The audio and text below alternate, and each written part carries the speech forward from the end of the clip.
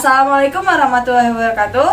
Hai guys, Kami dari kelompok 5 dengan mata kuliah Tumbuhan Obat Indonesia dari program studi S1 Farmasi tingkat 1B Fakultas Ilmu Kesehatan Universitas Muhammadiyah Magelang tahun 2022-2023. Perkenalkan, nama saya Feren Francisca Putri Kuncoro dengan NPM 2206050042. Saya Hana Hanifah dengan NPM 2206050065. Saya Mawar Rahayu dengan NPM 2206050056. Dan saya Khairi Fata Aziza dengan NPM 2206050063. Kami akan mempresentasikan hasil diskusi kami mengenai tanaman obat Indonesia yang dapat digunakan sebagai obat untuk penyakit gastritis, artritis, dan konstipasi. Materi pertama akan disampaikan oleh Feren Francisca Putri Kuncoro. Kepada Feren, dipersilahkan.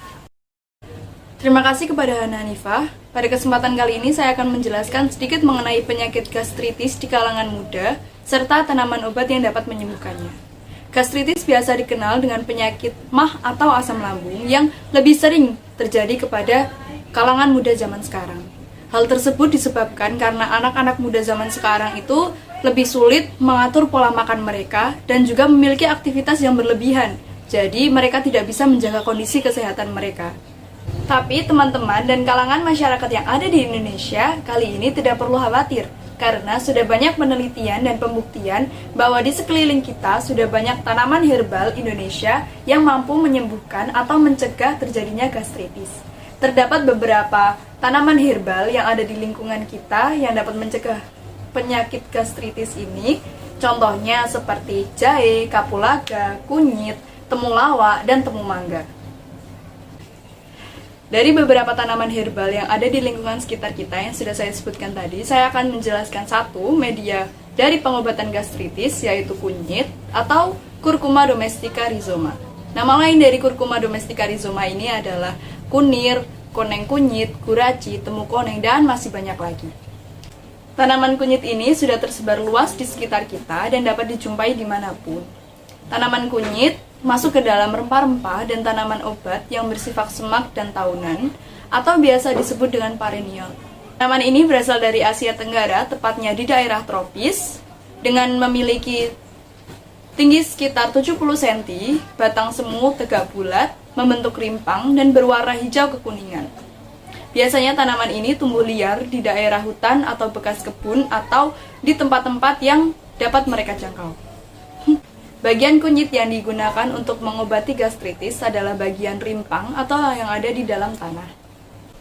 Mengapa rimpang kunyit dapat dijadikan sebagai media pengobatan gastritis? Karena pada rimpang kunyit memiliki kandungan antioksidan polifenol yang dapat mencegah peradangan lambung dan mengurangi nyeri pada abdomen atau perut, sehingga polifenol dapat mengatasi gastritis.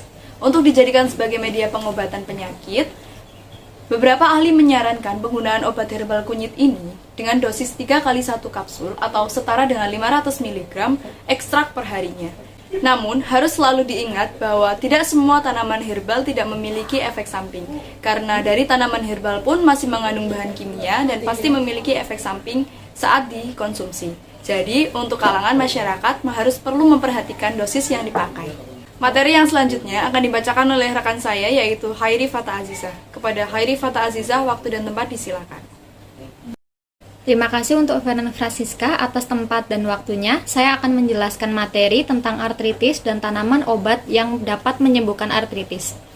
Artritis adalah peradangan pada persendian tubuh dan daerah sekitarnya yang mengakibatkan pembengkakan, nyeri, kekakuan, bahkan kesulitan menggerakkan sendi. Artritis lebih banyak menyerang kalangan lanjut usia, terutama pada umur 50-an ke atas. Terdapat beberapa tanaman herbal Indonesia yang dapat mengatasi atau menyembuhkan penyakit artritis, salah satunya yaitu kayu putih, serai, dan jahe.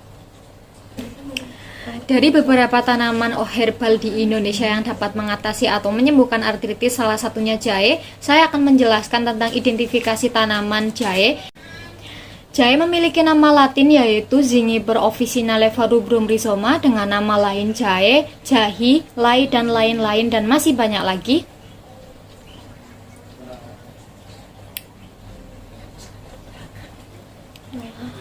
Pada tanaman jahe yang dapat mengatasi atau menyembuhkan artritis, bagian yang digunakan untuk menyembuhkan penyakit ini adalah bagian rimpang. Salah satu khasiat utama rimpang jahe adalah sebagai analgetik dan antiinflamasi. Jahe dapat menyembuhkan penyakit artritis dengan meredakan nyeri pada bagian otot-otot sendi yang terkena peradangan. Kandungan kimia pada rimpang jahe mengandung senyawa kimia yang memiliki efek antiinflamasi pada rimpang jahe, yaitu gingerol 6,8 dan 10 gingerol. Mekanisme kerjanya adalah menghambat sintesis prostaglandin melalui penghambatan enzim siklooksigenase COX-2. Prostaglandin merupakan mediator yang berperan dalam proses terjadinya inflamasi pada artritis. Selanjutnya, materi tentang konstipasi akan dilanjutkan oleh teman saya, yaitu Hana Hanifah. Untuk Hana Hanifah, tempat dan waktu dipersilakan. Terima kasih kepada Khairi Fata Aziza.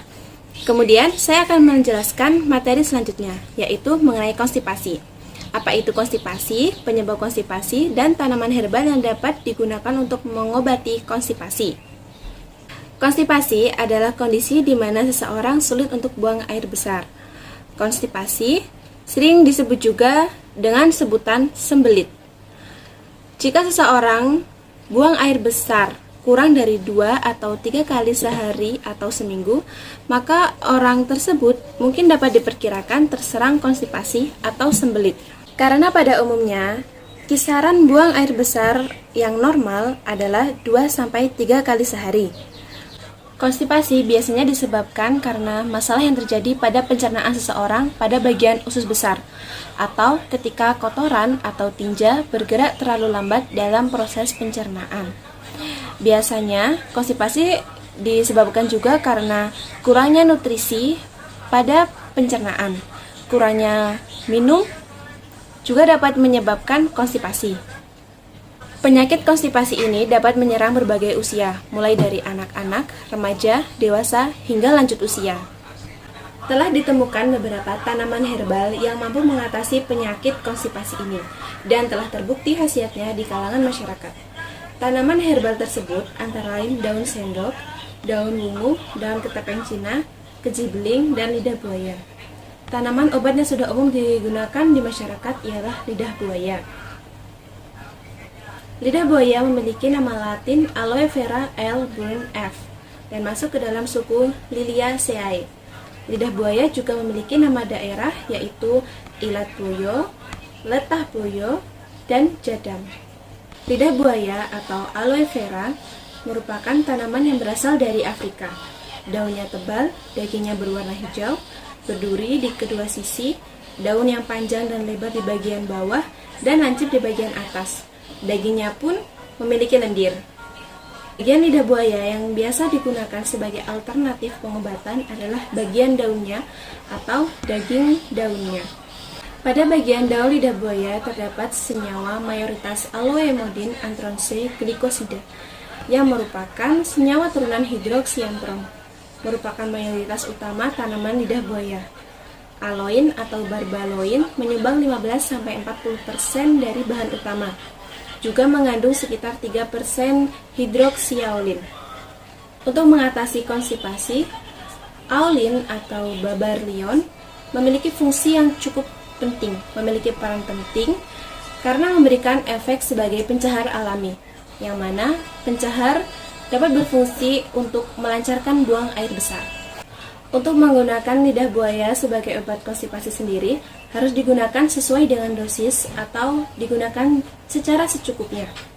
Karena sangat tidak dianjurkan mengkonsumsi lidah buaya dalam jumlah yang banyak dan terus-menerus, sebab lidah buaya berbahaya bagi ginjal manusia. Penggunaan lidah buaya yang dianjurkan yaitu dengan dosis gunakan 2 kali sehari dalam kisaran maksimal 8-10 hari penggunaan. Selanjutnya akan dilanjutkan oleh rekan saya, Mawar Rahayu. Kepada Mawar Rahayu, waktu dan tempat dipersilahkan. Terima kasih kepada Hana Hanifah. Saya di sini akan memaparkan kesimpulan dari penjelasan yang telah rekan-rekan saya jelaskan sebelumnya. Berdasarkan hasil data yang telah didapat, dapat disimpulkan bahwa pertama, berdasarkan data empiris, tanaman herbal di Indonesia memiliki khasiat yang mampu menyembuhkan segala macam penyakit. seperti penyakit gastritis, artritis, dan konstipasi. Yang kedua, masyarakat lebih senang menggunakan tanaman herbal yang ada di lingkungan sekitar mereka karena didapatnya dengan mudah dan harganya pun terjangkau. Yang ketiga, kini sudah banyak masyarakat yang mulai mengenal berbagai tanaman herbal di Indonesia serta khasiatnya dan mampu mengambil langkah yang tepat saat menderita penyakit tertentu.